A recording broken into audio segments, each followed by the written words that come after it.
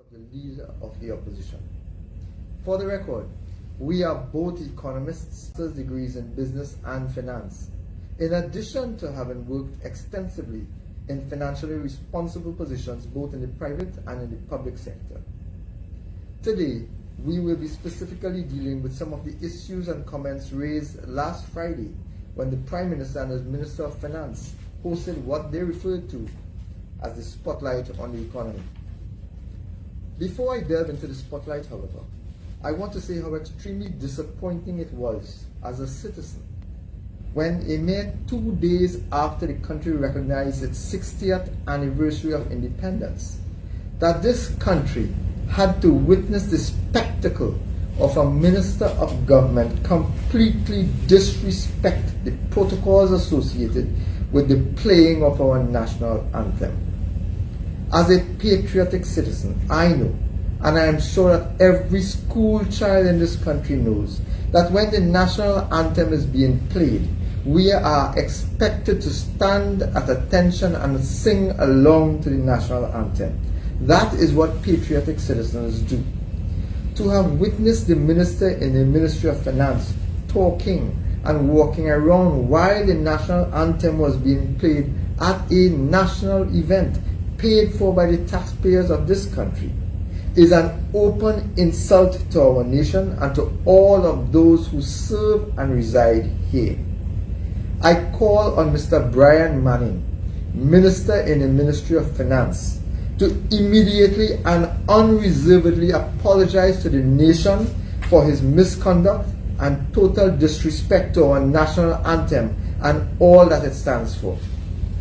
Sadly, however, this is the level of disrespect that we have all grown accustomed to seeing by this PNM government to the institutions of our democracy. For them, spending millions of dollars to rent red, white, and black cloth and hand-selected contractors. For them, that is more important as a manifestation of democracy than respecting our institutions. For them, our flag, our national anthem, our independent institutions have no value, which is why they continue to disregard and disrespect our heritage and sovereignty. Do the honorable thing, Mr. Brian Manning. Do the honorable thing the country awaits. I turn now to the spotlight. This same minister in the Ministry of Finance, Mr. Brian Manning, read out the information on the Ministry of Finance website which promised, and I quote, "The Ministry of Finance feature event, Spotlight on the Economy 2022, is a comprehensive explanation of our current financial situation, fiscal policies over the last 7 years, and financial and economic plans and strategies going forward will be provided." Well, ladies and gentlemen, I listened carefully to the Honorable Minister of Finance, aided and abetted by the Honorable Prime Minister and his Junior Minister of Finance, in what can only be described as the gaslighting of the people of Trinidad and Tobago. There was no comprehensive explanation of our current financial situation. There was no explanation of the government's fiscal policy over the last 7 years. There was no presentation of any sort of financial and economic plans, not a single strategy for economic development and transformation. Nothing but a rehash of failed projections, misinformation, blame game, and misdirection. Within the first minute, the Minister of Finance began his gaslighting when he claimed the credibility earned in previous years allowed the government to protect the population. He continued with references to financial resilience and broad-based and robust economy of the recovery of the Trinidad and Tobago economy. For clarification, according to NBC News, gaslighting is a term used by psychologists to describe a specific type of manipulation, where the manipulator is trying to get others to question their own reality, memory, or perceptions. So, for example, when a minister publicly states that the government is doing well or that he does not lie, or that the government is not corrupt when there is so much evidence to the contrary, that is gaslighting. Or when an attorney general says that it cares about women and the safety of women, and that he is rushing the legislation to approve the use of pepper spray to afford women some sort of protection from criminal activity, but instead sits on his hands for years thereafter and does nothing, that is gaslighting. Or when a minister talks about inheriting an economy that was running on fumes when the facts show otherwise, that is gaslighting. In the gaslit spotlight, Minister Imbert repeated his claim, cherry-picking the data that he used as a way of justifying it, somehow trying to explain why this country has experienced a sustained economic regression for the last 7 years since he has been minister. And when the minister begins his narrative, his Nancy story, about the country's overdraft being maxed out, it is not that the minister does not understand how an overdraft works. It's that he wants the population to believe that the country was in a financial and economic crisis in 2015 when he became minister. You see, that would make citizens less likely to question where the $390 billion spent over the last 7 years by Minister Imbert and this PNM government, where it has gone. I want to remind the minister, hopefully for the last time, because I hope that at some point in time it gets to his head.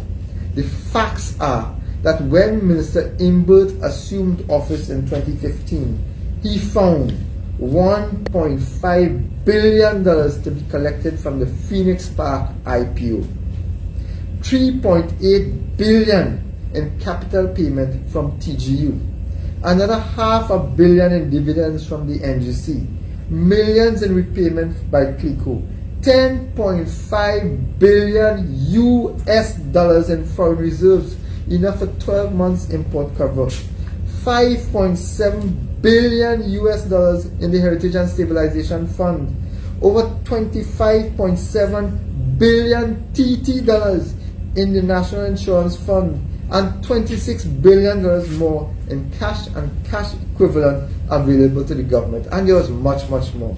And those are statistical facts which the minister today cannot refute. If he could, I challenge him today to provide the evidence to dispute the fact that he met billions and billions of dollars in the treasury and in savings accounts accessible to the government. The economy was not running on fumes. The minister is being openly a stranger to the truth. But you see, blame Kamala, blame COVID, blame Russia, blame public servants, gaslighting. It is an attempt to distract from the fact that this government has been spending $153 million every single day for the last 7 years. And yet every single sector, from education to healthcare, from security to infrastructure, has gotten substantially and visibly worse. Not Mr. Imbert, nor his entire government can point to one single piece of infrastructure, not one single measure to alleviate poverty and suffering that has been put in place and worked after $390 billion. It makes you wonder, ladies and gentlemen, where has this money gone? You know, if the PNM is to be believed, then every single thing that has happened in Trinidad and Tobago is the fault of Kamala, COVID, Russia, public servants, or somebody else. It also makes me wonder, ladies and gentlemen, what are we paying PNM ministers for? If they have not in control, they should simply leave it to somebody else who can do the job. Where is this money, ladies and gentlemen? Where has it been spent? Today I read in today's newspapers, $1 billion and more in fees for a few lawyers, including a former PNM Attorney General, the current PNM Attorney General, a current PNM Member of Parliament, several PNM appointed chairmen of boards and relatives of PNM high-ranking officials. That's where $1 billion has been spent. But today, a reputable international study tells us about citizens having to do without food simply because they cannot afford it. Today in the newspapers, we read about parents not being able to buy books for their schools simply because they cannot afford it. But this government can find $1 billion to spend on legal fees. I challenge the Minister of Finance again, who is responsible for finding that money, to tell this country exactly what has been the result of that expenditure. How much money has the government been able to recoup on that expenditure on those cases, and tell us what specifically were those cases for. What is even more disappointing is that individuals, citizens, have to go to the Freedom of Information Act to protest against the government to get information that should have been openly available. I know that myself and other members of Parliament have raised issues about which lawyers and which attorneys and which chambers have been in constant receipt of money when we come to the Standing Finance Committee. And on every occasion, the Attorney General has refused to provide say. Now we know why. Because the PNM has been feeding at the trough of the Treasury to pay their friends, family, and financiers, their friendly lawyers. You know, I was amazed to hear the Minister of Finance use the term fiscal credibility to describe the conduct of this government over the last 7 years. In fact, the minister claimed, and I quote, "The fiscal credibility earned over the past 7 years allowed this government to access substantial financing during the COVID-19 crisis to protect and support the population." End of quote. Well, what is the truth? On the basis of this government's fiscal policies, international rating agencies downgraded this country almost from the moment that Minister Palm Mbut stepped foot in the Ministry of Finance and took charge of the Treasury. Standard & Poor's Global Rating Agency downgraded Trinidad and Tobago under Mbut for the last 7 years from an A grade rating, which he met and had nothing to do with, all the way down to a BBB minus rating as of July 2022. Similarly, according to the currently available data, the other well-known credit rating agency, Moody's, has consistently dropped the PNM credit rating over the last 7 years, collapsing from an A3 rating, which he met and had nothing to do with, to a Baa3 rating with a negative outlook. That is not an indicator, ladies and gentlemen, of any sort of fiscal credibility or confidence in the economy and the common good. A fall in these ratings over the last 7 years highlight growing concern about the ability of the government to reach and to maintain its debt obligations. Ironically, the minister's boast about being able to access substantial financing during COVID was actually premised on savings that he had absolutely nothing to do with. And certainly is not based on any action that this government has taken over the last 7 years.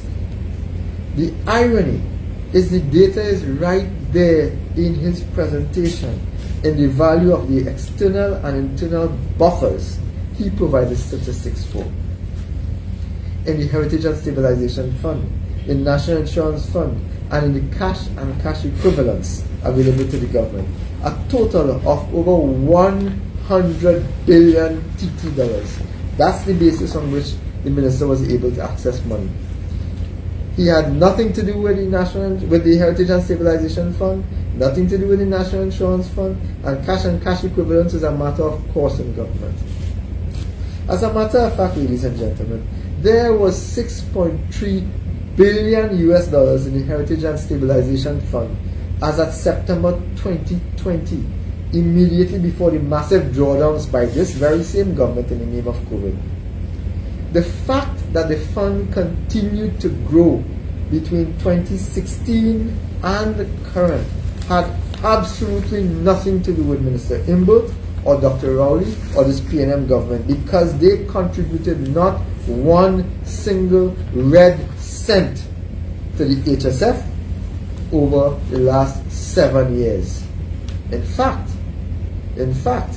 based on our estimate, the Minister of Finance was supposed to have made a submission to the HSF based on his own conclusion that there was a substantial benefit over the last quarter of last year. But we wait to see whether or not the minister will actually put any money into the HSF. To date, there is no record of the minister or this government putting a single red cent into the HSF. But that is one of the reasons that he was able to raise funding. Even the growth in the National Insurance Fund was despite this government's regressive policies, which saw hundreds of businesses closed down before COVID and thousands more closed down during COVID. These closures resulted in massive job losses, obviously causing serious challenges to the value of contributions by workers and their employers to the National Insurance Fund. And as I am on that, the Minister of Finance in his presentation stated that the overall fiscal stimulus package spent on COVID response was 5.4 billion TT dollars. Stay with me, ladies and gentlemen, because according to the statistics available to me, based on the HSF reports laid in Parliament between October 2020 and June 2021, a total of 500 million US dollars or 3.4 billion TT was actually withdrawn from the bank accounts of the Heritage and Stabilization Fund specifically for COVID expenditure. More than that, an additional 1.4 billion TT was received from international agencies including CAF, World Bank, CDC, and the government of China for COVID-related expenditure.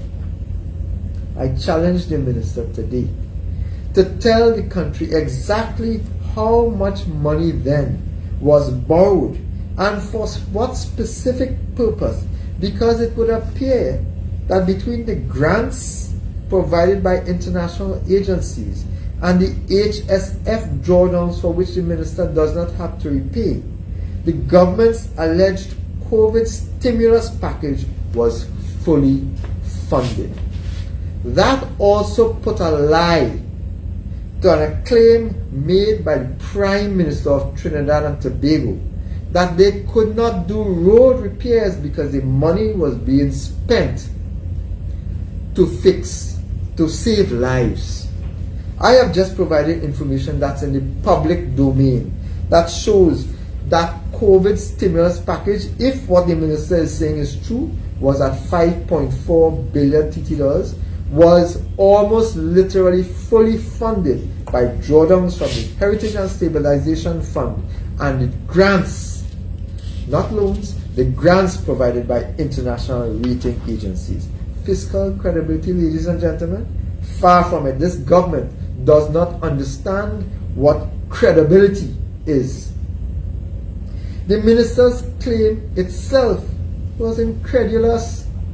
In fact, Minister Imbert went further to claim that it was the resilience of the Trinidad and Tobago economy that allowed us to survive COVID. This is a desperate claim by a desperate man seeking to take credit for the resilience of some members of the business community. Ironically, with no support from the government, businesses dug into their savings, scaled back, or simply went into hibernation and suffered through this government's incompetent and impotent and delayed stimulus package, which even the minister was forced to admit had not been adequately tailored to meet the needs of the small and medium-sized businesses. The majority of these businesses received almost no financial support at all during the first year of this government's 2-year government-instituted shutdown. Businesses then were expected to exist on steam until the government finally got its act together, and up to today, they still have not done so. I remember some 7,000 individuals who qualified as desperately needing financial support was similarly expected to exist on air for 365 days because the minister and his colleagues did not put things in place to ensure that they would actually receive the financial assistance promised. Over 1 year had passed. To compound matters, the minister also boasted that this country was perfectly poised to reap the benefits of the current favorable price dynamics. Once more, that is deceitful and duplicitous. Having closed down the refinery, this country could not have benefited from the higher price of fuel on the world market. We are now relegated to picking up the benefit of the price of the primary product and having to pay through our collective teeth for the processed gas, diesel, bitumen, etc. that this country desperately needs. The fact that prices of oil, gas, and ammonia, and methanol, and urea has increased by hundreds of percentage points has absolutely nothing to do with this government. It was an exogenous shock because this country has been relegated to being mere price-taking bystanders on the world energy market. But what we must accept, ladies and gentlemen, is that had this government not closed down the Petrotrin refinery, the revenue from the sector, especially in the last year of astronomical prices, would have been substantially more than the values that the minister is celebrating today. And that has been the hallmark of this Minister of Finance's gaslight.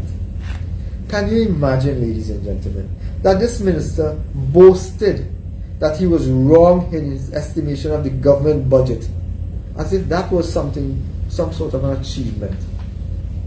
He has always been wrong, as journalist Curtis Williams so simply pointed out directly to his face. The minister even boasted about him having been wrong on his projection of debt to GDP.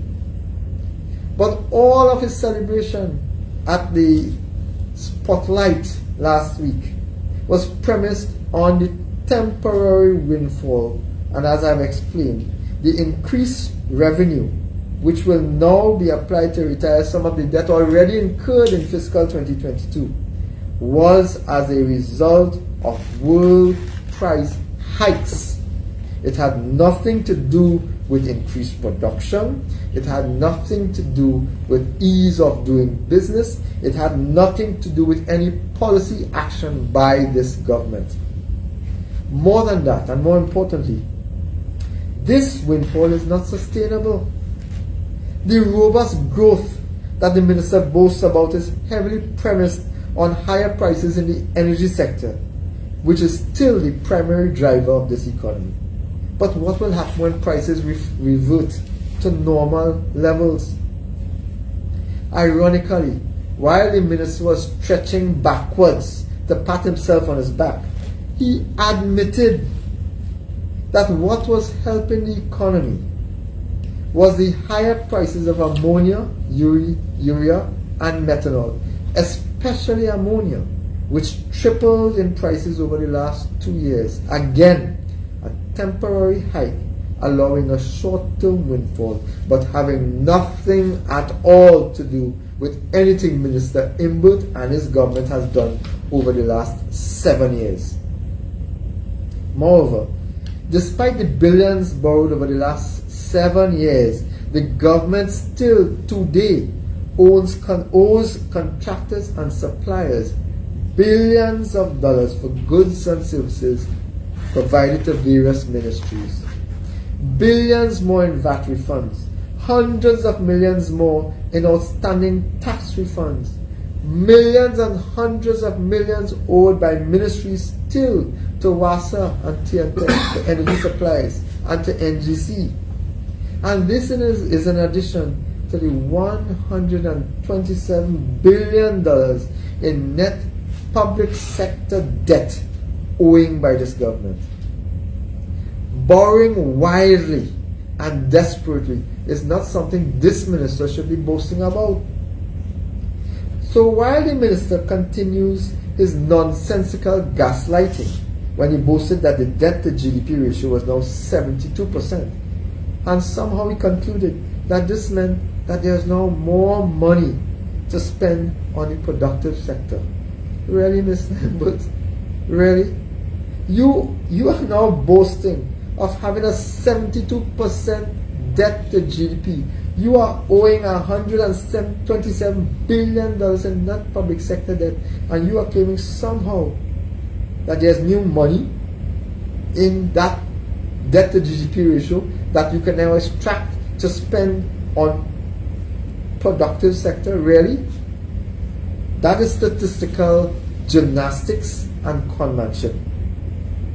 Ladies and gentlemen, the net public sector debt has increased by over 67% in the last 7 years. This wasn't just based on COVID. This was borrowing from day one to prop up their incompetence. That is not good management, nor is it fiscal credibility. Having to borrow in the magnitude that the government has had to do over the last 7 years was based on the failure of the minister and the government to create an attractive climate for investors and business in this country.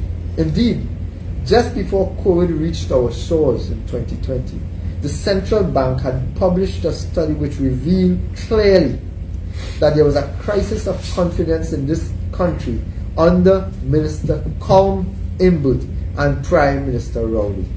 The result was and continues to be a net outflow of investment from this country. Government policy has not changed. It is the same heavy reliance on the energy sector and prayers for high energy prices or war somewhere in the world. That is government policy. Prayer. Minister Imbut pointed gleefully to the location of Trinidad and Tobago on a graph as a low-pressure economy, touting it to be better than several countries based solely on the additional revenues from this temporary windfall.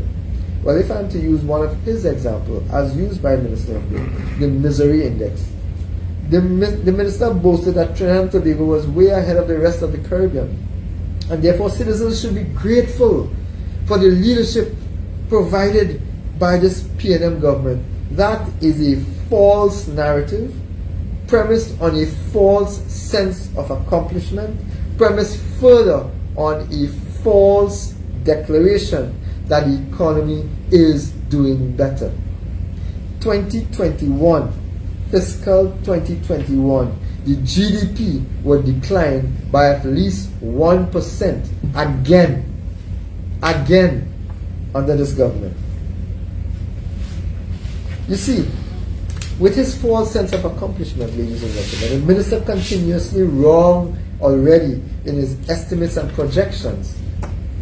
Gloats about the GDP per capita being projected to grow. Not that it has grown, being projected to grow, and on the basis of that, he's saying that Trinidad and Tobago is better than so much other countries in the Caribbean.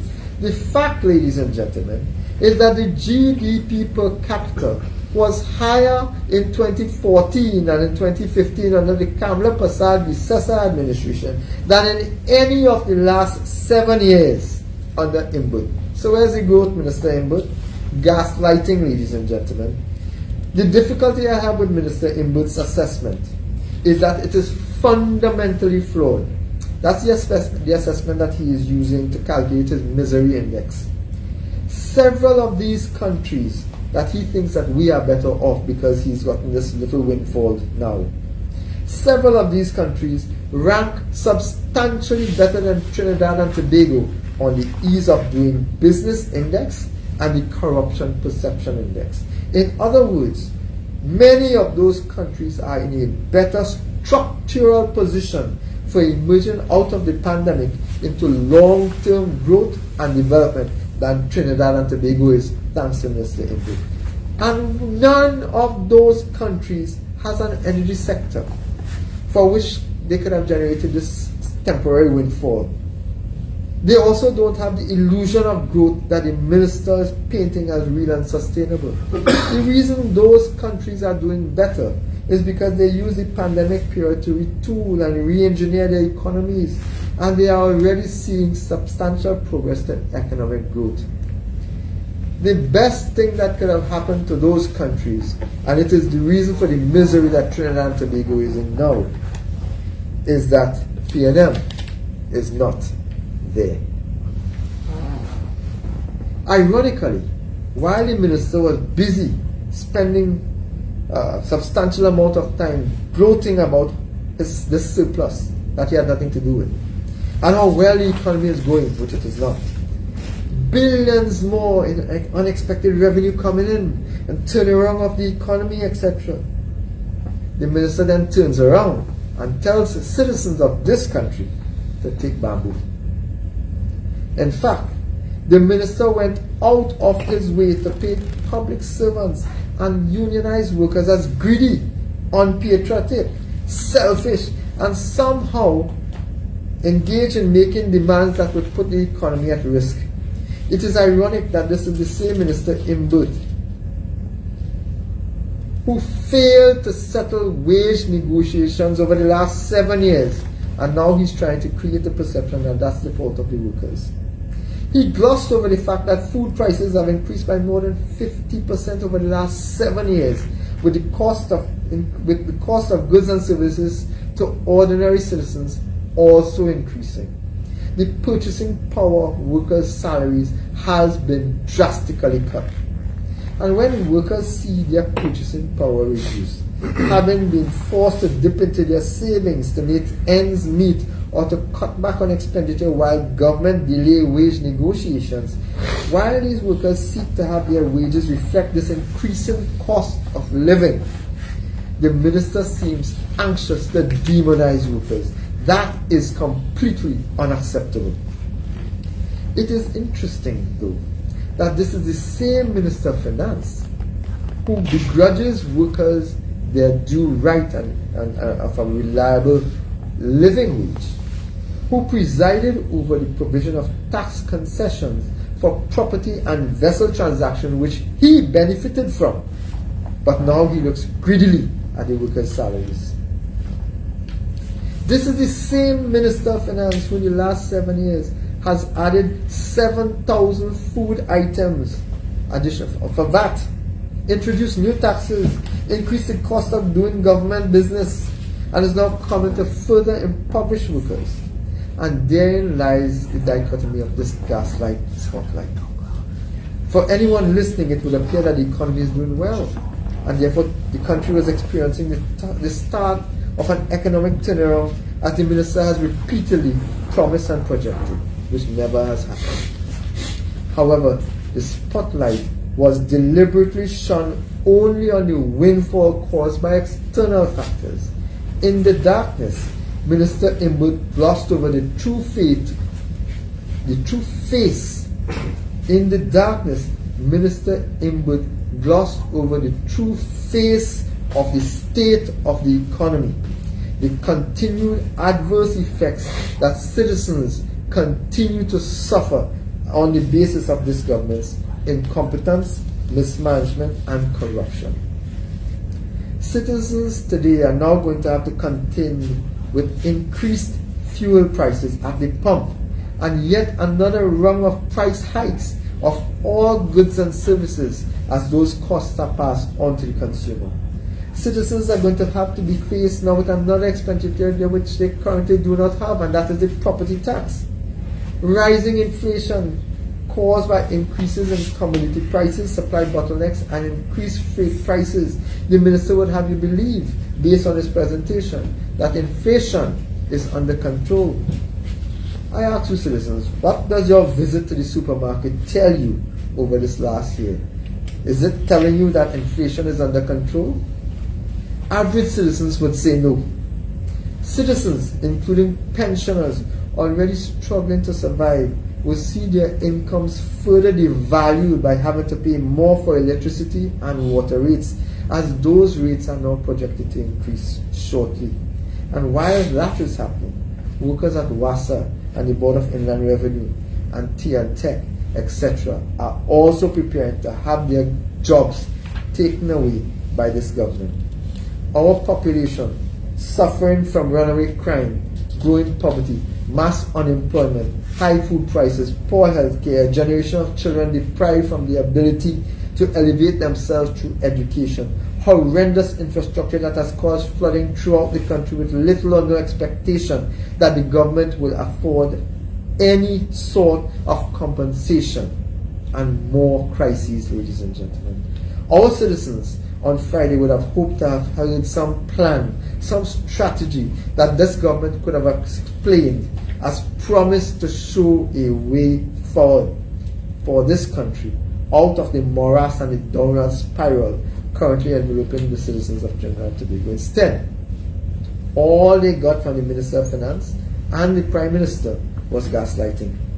At the end of fiscal 2022, despite the substantial windfall and the expenditure of $390 billion over 7 years, the citizens of Trinidad and Tobago will continue to experience a deterioration in our standard of living and quality of life. The spotlight, ladies and gentlemen, should have focused on why this country continues to do so badly on the ease of doing business, why this government is failing to attract substantial foreign investment, especially in the non-energy sectors, why there has been no real economic growth over the last 7 years, why this government has not been able to create a single new strand of economic activity that could generate a new foreign exchange source. In fact, what we recently witnessed, ladies and gentlemen, is a deliberate attempt. In fact, it was not an attempt, it was successful. What we witnessed recently was a deliberate decision by the PNM government to scuttle one of the very few indigenous industries which has developed over time without any injection or involvement from the central government or any of the involvement of any of the traditional PNM friend, family and financiers. Yet, this industry to which I refer has generated over $40 million US in foreign exchange to this country and employed thousands of low-skilled individuals. That is the scrap iron industry. Ironically, their foreign exchange generation and contribution to the GDP was also part of the increase that the Minister of Finance was boasting about.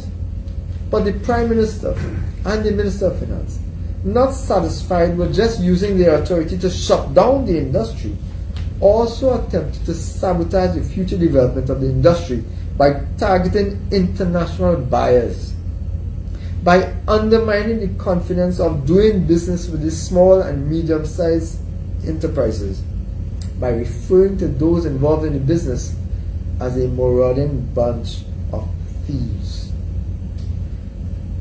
That is a shame, because this is an industry that the country desperately needs.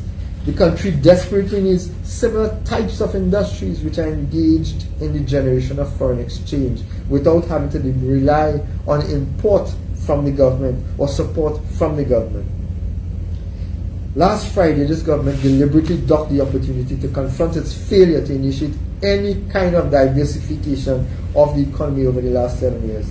You see, despite its repeated promise of game changers, roadmaps and revised roadmaps, Minister Imbert and his PNM government have failed to present any path to transform the economy away from its over-reliance on the dwindling and dying energy industry under this government, or in addressing any of the underlying structural weaknesses of the Trinidad and Tobago economy.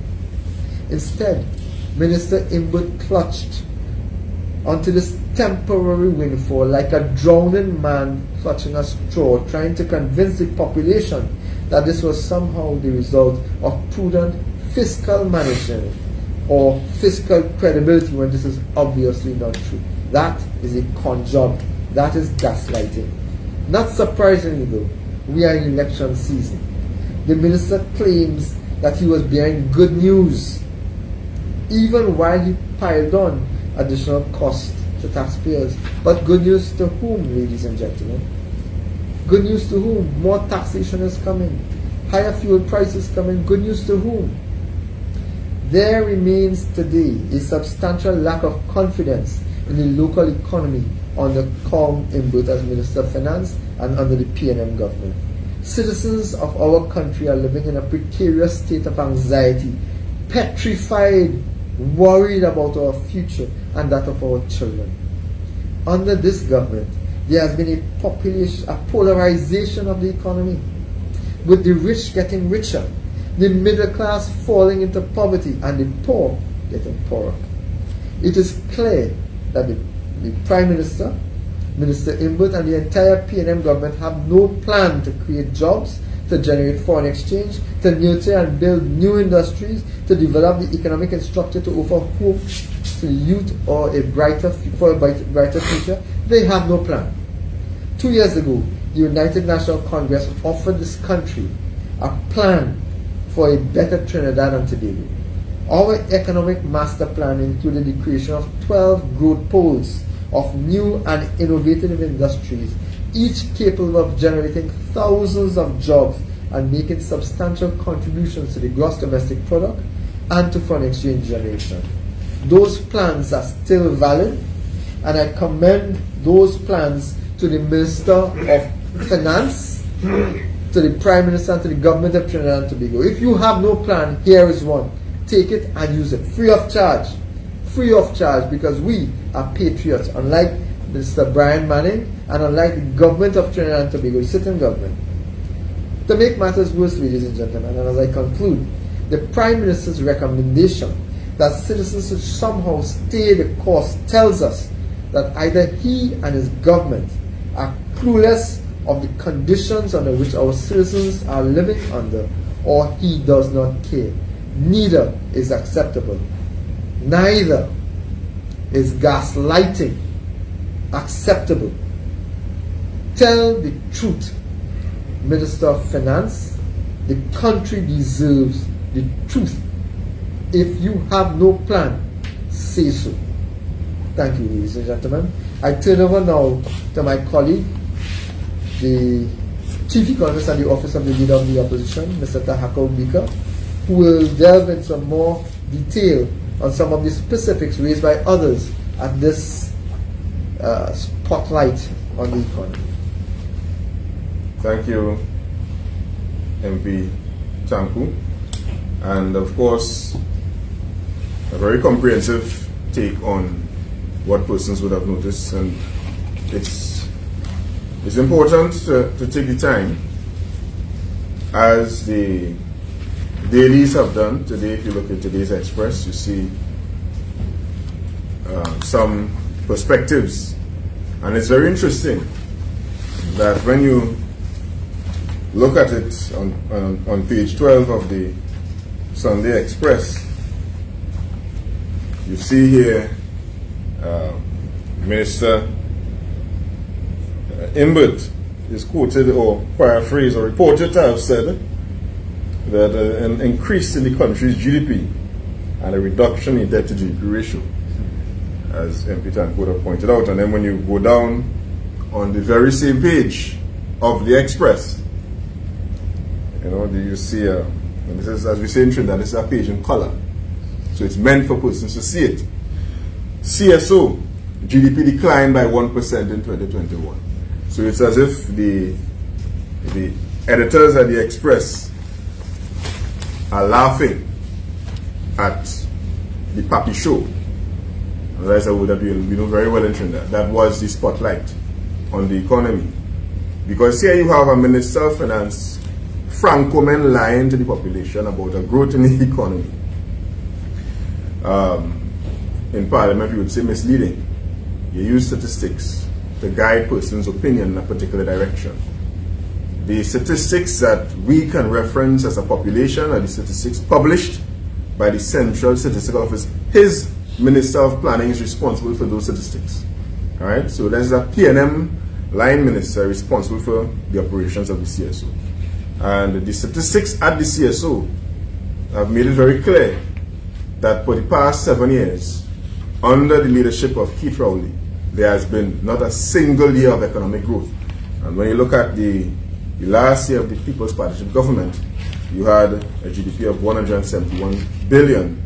Now it's 149.59 billion, a decline of 21.5 billion. What does that mean? It is reflected in many ways. It is reflected in the 100,000 jobs lost. It's reflected in the 6,000 businesses that closed down last August due to the callous lockdown measures of this government. It's reflected in what you see in the front page of the newspaper. You see on one newspaper, the National Parents Association begging the teachers to go back to work. And in another paper, you see the trade union movement standing in solidarity with our nation's teachers. And the teachers of our nation are to be treasured and protected. And if they indeed have complaints, the government should seek to answer them. What did we get in the spotlight? A budget and the economy speaks to the things that are important to us as citizens.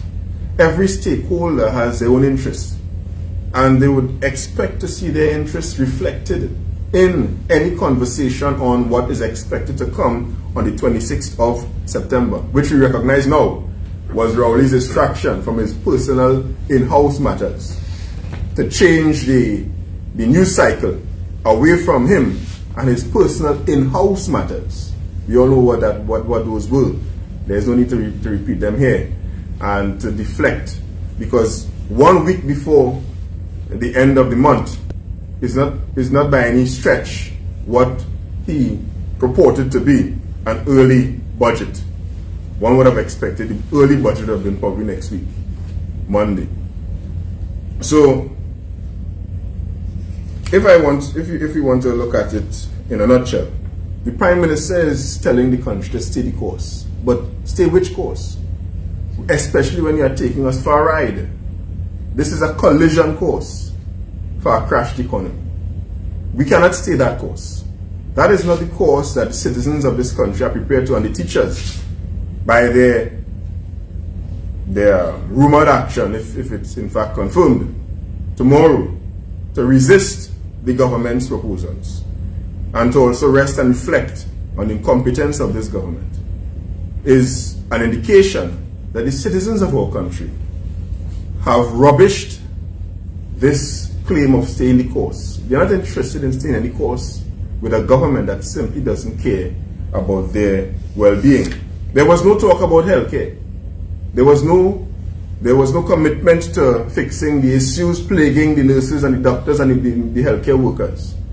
There was no talk about fixing the issue regarding spending on CDAP medication. All they said is, we kept you alive. We kept you alive. So once you're breathing, thank God for the PNM. Once you are breathing, there is no need to criticize and scrutinize the government's spending. Once you are breathing, people of Trinidad and Tobago, the PNM is telling you, under Keith Rowley, they don't care one thing about your child not being able to get their school books for tomorrow. Once you're breathing, you don't need a pressure medication, and you're a retiree, you're living on NIS, and you can't afford $2,000 a month because you see that medication is not funded by this government. Once you are breathing, you should be thankful to the PNM. The country has rejected that narrative, that mindset, and this government, this Prime Minister has shown that he lacks credibility, because it's either he's a complete fool or he thinks the entire country is comprised of total idiots. Because nobody in sound mind, except those in Ward 1 in San Fernando and St. Anne's Medical Hospital, will believe that this government did their best and that we should be thankful to be alive because of the PNM. Yes, and not because of God. Now, it was actually in spite of the PNM many persons survived the pandemic. Now, in fact, the gravest warning. So what I will be doing is presenting the representing the information that was presented by the PNM's chosen senior economists. There was one senior economist who presented on the economy in the spotlight, Dr. Dave Siratan from the University of the West Indies. The central banker focused strictly really on the HSF without telling us if the government in fact contributed to the HSF, unless I missed that. Because here they are talking about windfall gains, and the law is clear that once you have income above projected income from the energy sector, that you are compelled to pay a certain percentage of the excess in the HSF. When I asked about that in March in the Parliament by MP Rodney Charles, Minister of Finance in Booth said then that the income projected for the quarter ended December 31st last year was insufficient to cover the projected. But we have already crossed 2 quarters then, so we have end of March, we have end of June. So I want to say that if indeed the central banker did not indicate, and I'm sad to say he's a man from South, because I'm from South as well, don't indicate exactly how much money the government contributed or failed to contribute, or was required to contribute, or was not required to contribute in his presentation, then he was an unwitting participant in the deceit that this government perpetrated on the population. I say unwitting because, of course, I'm sure nobody in the central bank would deliberately mislead the population. So we in the opposition calling on the central bank to account, please. Give an account as to what has been the government's record regarding contributions to the HSF for the 2 quarters ended from January to June. All right? Because we don't want you to be unwitting participants in deceit to the population. We want you all to be upright citizens, forthcoming with all information as necessary.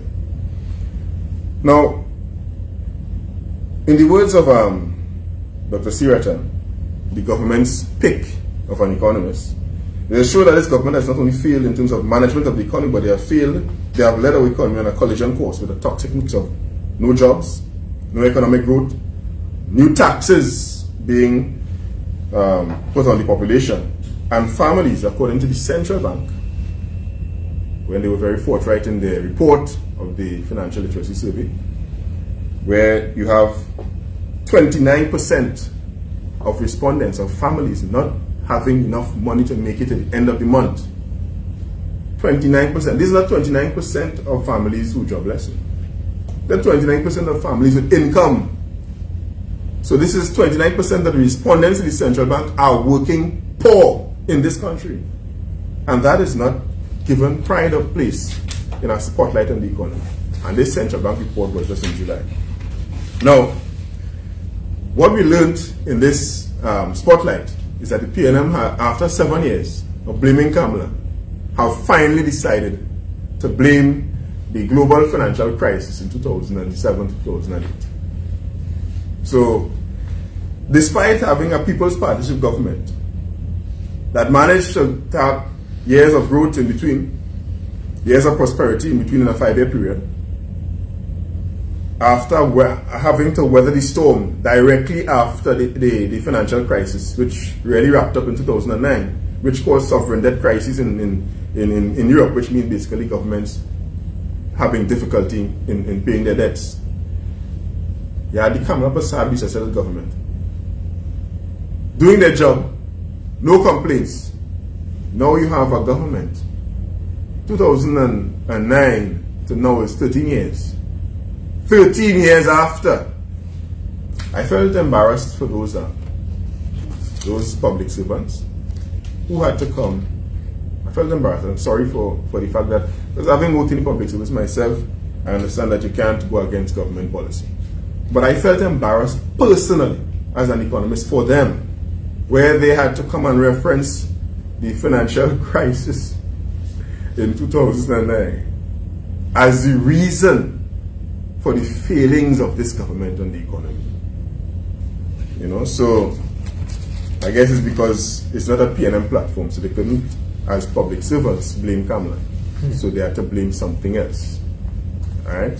Now, so that's the first thing, and we really are sorry for the public servants have to have done that, but we understand that your job requires that you can't go against government policy. So it's not your fault. Blame the government for that narrative. Now,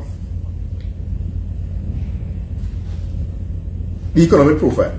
Dr. Siratan painted a picture that if had it been us in the UNC painting this picture, they'd have said we are prophets of gloom and doom. But after he painted this picture, there was no rebuttal from Minister of Finance, who followed him. There was no rebuttal from the Minister of Finance, either the junior minister, who apparently wasn't aware, maybe he was in America too long, that he had to stand for national anthem, trying to do, or the substantive Minister of Finance. Neither the Prime Minister in the question segment after. There was no rebuttal. So this is the government's position on the economy. It's a worsening financial position. Worsening balance of payments, which really reflects on our inability to generate enough foreign exchange from exports. Then you have rising inflation, as pointed out by MP Tanku, higher sovereign debt levels. Now, the Minister of Finance in the media review would have had the citizens believe that all was well on the debt front. But in fact, they're paying off all debts, no new loans. Well, of course, he said since December. But then the Minister of Finance, the Permanent Secretary, came and explained, yes, of course, that the deficit is financed by borrowing, 750 million from the Andina Development Bank, and also some from local sources, as well as the overdraft. So, you don't trust the Minister of Finance, so we will take the word of the Permanent Secretary in this regard, that in fact they are still borrowing. But what is necessary to understand is the Minister of Finance's understanding of debt to GDP without us being able to scrutinize the statistics ourselves means that we really can't trust him. Right? So we'll depend on the CSO, which was very clear that the GDP declined by 1%. Right? So the GDP continues to decline. And therefore that impacts our debt to GDP. Because in maths, if the bottom line is reducing, what's on top is increasing, then of course the situation is worse. I don't want to go into the specifics of how to calculate debt to GDP, but basically once your production going down and you're borrowing more on that, you're not improving your position of the economy. Now, rising unemployment. Dr. Siratan focused a lot of his energy and his effort on rising unemployment. And I guess it's because of his extraction from the university, being from the Sir Lewis Institute of Economic Studies, I believe. And to quote him, he said, one of the most important aspects of the challenges we face, it has implications for social and political stability. Right? So he indicated that high levels of joblessness impacts on economic performance and stability. Now, school reopens tomorrow. I myself served as a secondary school teacher in the past, early in my professional career. And it's a contradiction that this government, in the face of high joblessness, had no measures in place for school children. I was purchasing a textbook for my child, one of my children today, this morning. The books was open on Sunday. School is opening tomorrow. And there was a mother that had to look through all the crevices in her bag to find enough money to complete the payment for a textbook for her grandchild. And her daughter was there with her. These are the struggles people are going through. And this government, they simply don't care. It falls on deaf ears for them. So this government has cancelled access to funding for textbooks, uniforms, laptops, unless of course they go through a PNM party member. So now the children don't deserve it unless of course they come to the PNM. And that of course corrupts children's minds as to what is your entitlement in terms of education in this country. Now, we say in Trinidad, fish is rotten from the head. And if the Prime Minister doesn't care about the cries of the children, don't expect the line ministers, not even the minister in charge of children, Diana Webster, she can cry how much crocodile tears she wants. Her record is as bad as the record of Keith Rowley in disregarding the cries of our children. She should be ashamed and she should resign from office. Not have her legacy attached to one of the most uncaring governments in this country. In fact, the Prime Minister, as uncaring as he is, he encapsulated his performance in one scene. And to paraphrase, to care, it takes money to care. So when you check his record of where he spends his money, the $395 billion they would have spent at the end of September in their 7 years, they are showing that they don't care about your children. Because to buy laptops and tablets for your children is too much for them. Right. Better to buy paintings. But laptops and tablets for your children so they can become the artists of tomorrow is irrelevant to the PNM. Because the Prime Minister said it takes money to care, and he doesn't care about spending money on your children's education. Now, there was also much talk about the exchange rate. The Minister of Finance spent a lot of time on the exchange rate. Alright? And a presenter stated that the decision to use the exchange rate to drive diversification would be disastrous. And the Minister of Finance bemoaned his detractors who were calling for exchange rate liberalization. But as a PNM Balize House Heliconia Foundation economist that was calling for that, or that were calling for that.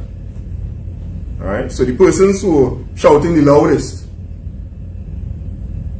outside of the university, outside of academic circles, for exchange rate liberalization were PNM, not only party card holders, but PNM office holders, if not now, in the past. So there's a PNM in-house thing. Don't put that on the population. Nobody in this country, no business, no member of the business community made any sustained call. No member of the opposition made any sustained call. In fact, their own central bank governor also is consistent. So who are these phantom persons who are calling for exchange rate liberalization? Right? That are not persons who we know to be in the PNM. Then, of course, to further embarrass the government, the economist of choice, Dr. Siratan, pointed to exchange rate, pointed to an unfinished agenda in terms of reinvigorating productive systems. He talked about the need to improve the ease of doing business, incentivize entrepreneurial behavior. How can you do that when everything under the PNM is seen through a political lens? NEDCO, grants in agriculture, youth agriculture, homestead program, even scholarships, now converted to bursaries. Every single aspect that speaks to productivity in this country has become a PNM party group. So therefore, how can you expect productivity? Sorry. He called for redoubling of efforts to improve economic diversification. Well, we saw the record on that. So the Prime Minister himself treating diversification as a dirty word. He called for improved fintech adoption. He saw WePay leave Trinidad and go to Jamaica. Excuse me. WePay left Trinidad and go to Jamaica. They moved the headquarters from Trinidad. WePay, founded by Trinidad and Tobago entrepreneurs as a payments platform in the fintech space, left Trinidad last year, I believe it was August, and moved their headquarters to Jamaica. And this government is not anywhere near what is required in fintech. But of course, if it could take laptops from children, then clearly it wouldn't care about fintech for adults in our economic space. And finally, he closed on inequalities and the implications for growth and sustainability. Dr. Siratan ended with a warning to the government that should we continue along the path that we are on, with high levels of joblessness, no jobs, no work for thousands, lack of social protection. It took about $5 billion they spent on social protection. Sorry, tell that to the women who are rummaging through their bags to find the loose change to finish their book list for their children. And then uncollected taxes. So uncollected taxes, he spoke about if the government, instead of trying to bring, sorry, if the government decided to focus on bringing persons in tax net and collecting taxes that are there to be collected, improve their tax collection efforts for the existing taxes that are already on the books, there would be no need to introduce a single new tax because that gap is $7 billion.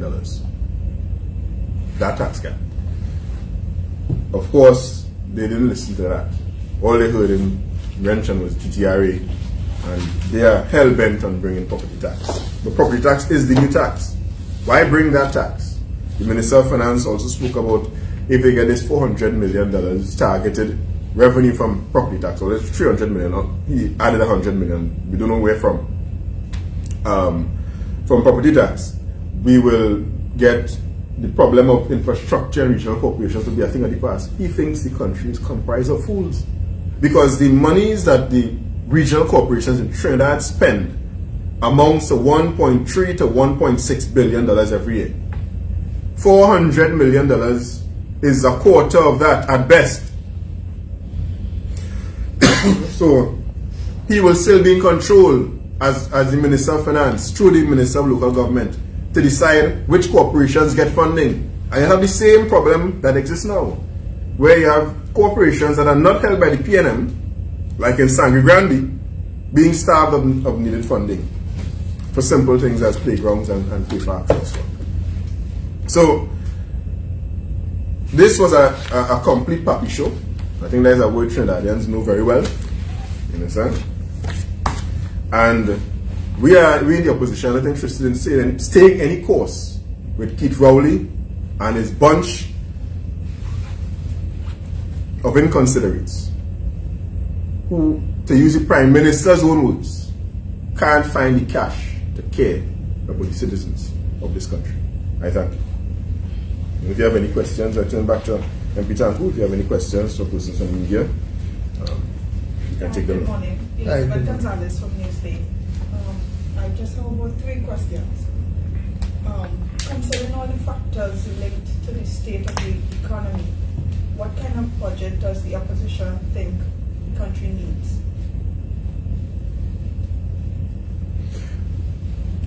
The government's own economists said it, because we have been saying it all the time. They haven't listened to us. We had in the Vision 2020, the 2020 transformational plan, 12 engines of growth, right? To revitalize the economy wherever persons are in the sectors that they are strong in.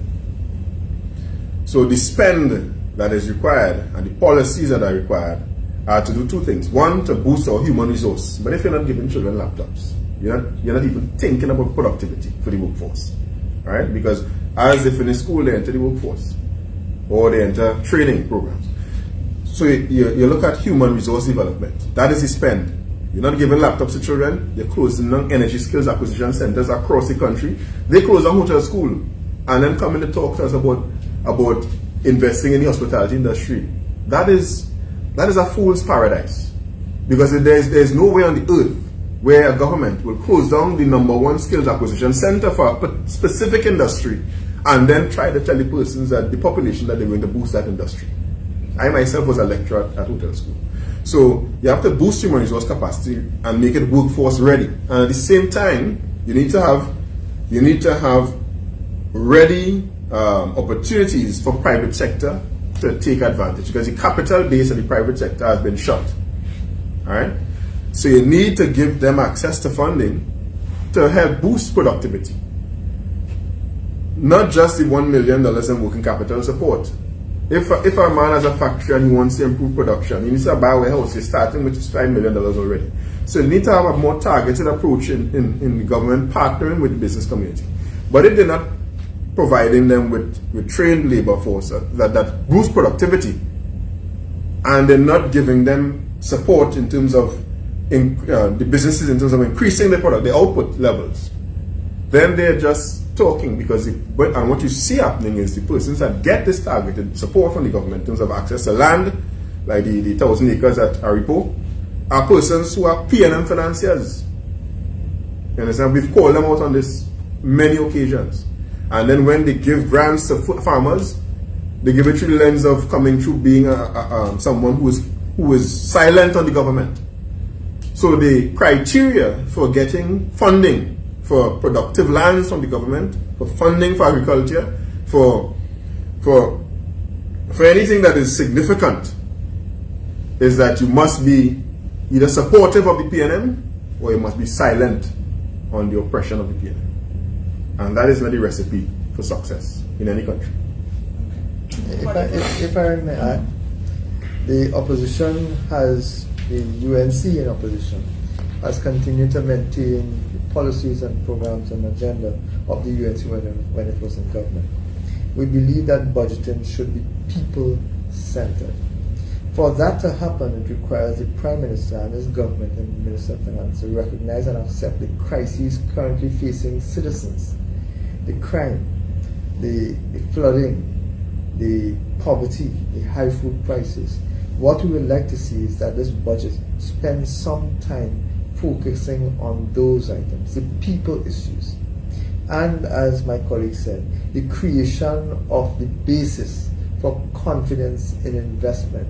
We need to see the investment now in facilities and activities that will improve the ease of doing business, so the businessmen will want to come to Trinidad and Tobago. And one of those critical factors will be the attention to crime and criminality. One of those will be on infrastructure. One of those will be on employment creation. One of those will be focusing on new entities and new industries, as my colleague mentioned, as in the Trinidad and Tobago, the UNC's master plan of 12 engines of growth. It's the need to focus on the infrastructure that is required to take this country forward. They've spent $390 billion without having created that basis for confidence and to invest, for individuals to invest in the country. Okay. Well, the budget will be ready in about 3 weeks, and usually when a budget comes around, the public is looking forward to hear what kind of goodies would be included in that budget. What does the UNC hope to hear? What incentives, what goodies do you all hope to hear coming out of the budget, if any at all? Well, the only thing that we really want to hear is the government call date for the general election, so we can get out of office. But we expecting progress from the budget.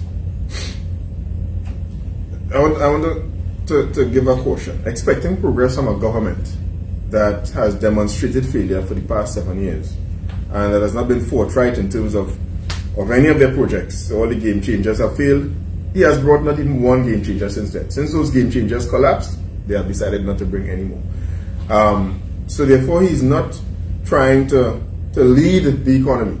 Because when you come out and say, okay, we're going to focus on this sector, that sector, capital now is harnessed to focus on developing their inputs into those sectors. But we're not directly being focused and using cronyism to give out projects and so on. We can't really expect much from this government. So really and truly, all we would expect or demand is at least through the hardship that the people have to endure as long as they're in office, make life easier for the people. So spend some money on giving children their laptops. Don't stop funding the school feeding program, which is a criminal act by the Skid-Rowley government. You understand? You had many school feeding persons having to give children just rice and peas and so on. Poor nutrition, because this government just didn't pay. And a lot of those school feeding programs did that from their own pocket.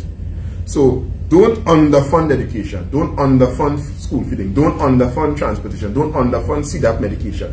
Give money there, and at least people will be able to endure the hardship of being under the PNM until the next general election is called. As you know as well, the UNC in opposition has been engaged in public consultation over the last 2 weeks throughout Trinidad and Tobago, and that process is continuing. On the basis of that, the parliamentarians will engage in Parliament as true representatives of the views of the persons that we would have interacted with. And we have found multiplicity of problems that people have raised as issues. And from those consultations, we have also had a series of recommendations that will come forward. We will be able to share those with you in greater detail during the budget debate and in the times coming up to the budget debate. But I assure you that one of the things that the UNC really desperately wants to see is this government focus on the crises currently facing Trinidad and Tobago, where there are easy, low-hanging fruits that the government should be focusing on. A couple of them raised by my colleagues just now.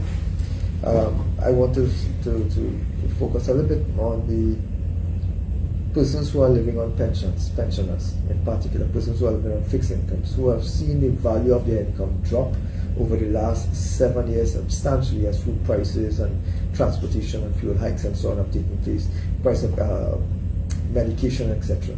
I think I would really like to see, and that comes out of some of the budget consultations that we have done, I would really like to see the government do something desperately now to improve the state of living, the quality of life of those specifically on fixed incomes, those will be persons who receive grants because their children are suffering from Down syndrome, or pensioners generally, etc.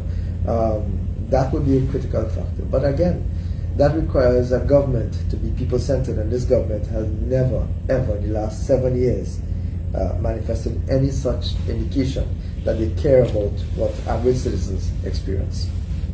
Okay, one last question. During MP Tango, during your presentation, you offered a plan to the government. Yes. What does that plan entail? Do you mind speaking about The UNC, during the 2020 general election, presented to the national community a platform for transformation. Now, this is different from diversification, for transformation of the economy. It included 12 engines of growth. Those 12 engines were spread throughout Trinidad and Tobago, and were each different in their need for resources, different in their revenue generation capability, different in the industries that they were focused on, different in the type of foreign exchange markets that they were engaged in, and so on. Those 12, and I could share with you, if I may, I could share with you an actual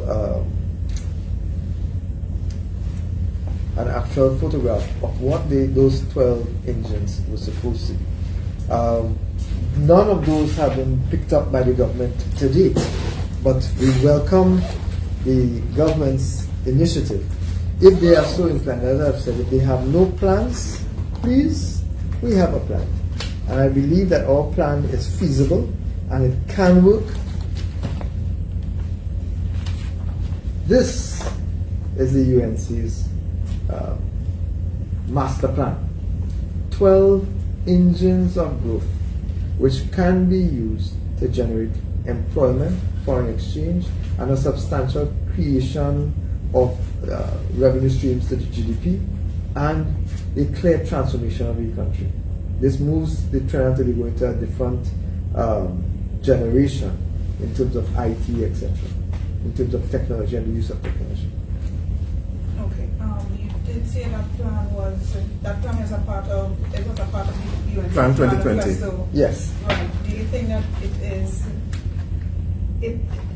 still relevant to the times that we are in? Because we have COVID, we have most economic definitely. depression, all of that.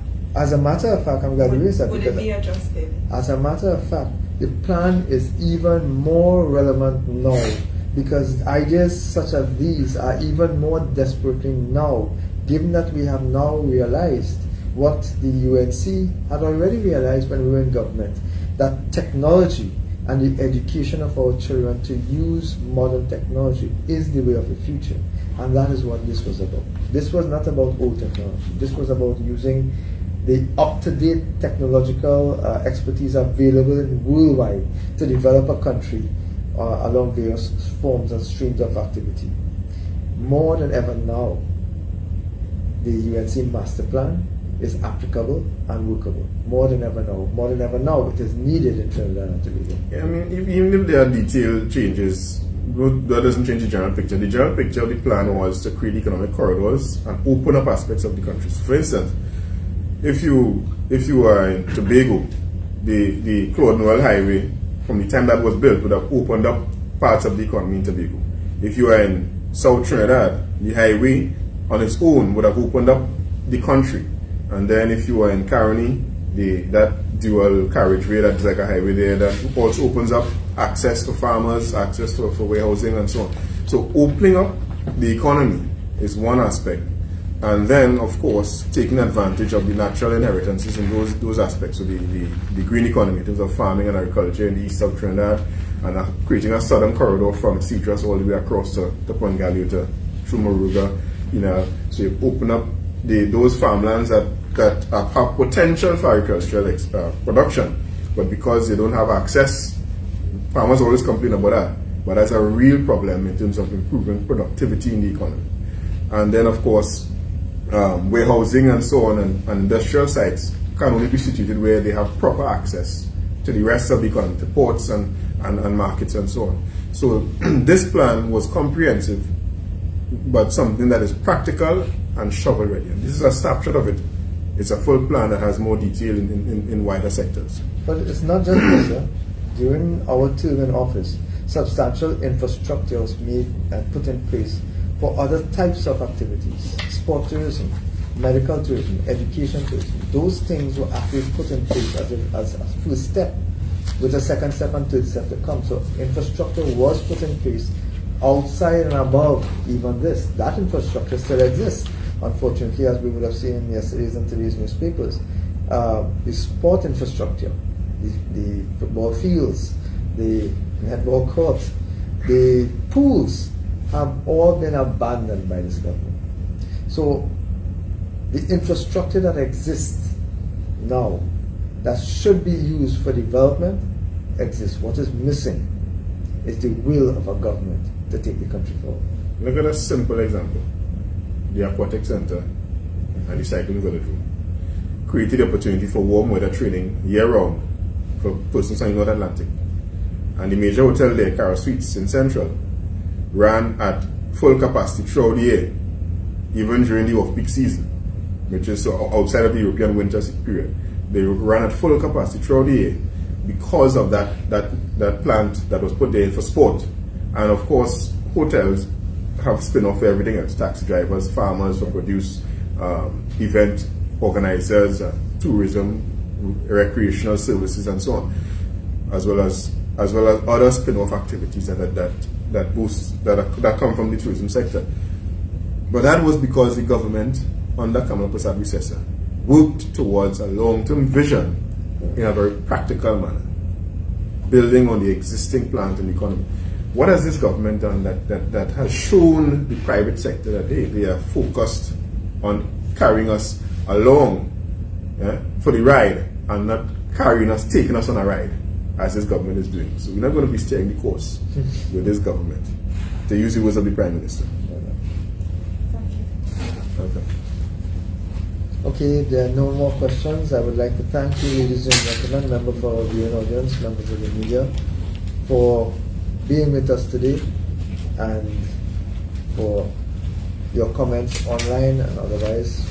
We remain available should you have questions, queries, suggestions, etc. Please feel free to reach out to the Opposition United National Congress. I thank you very much. Please have a good day. Be safe, everyone. Thank you.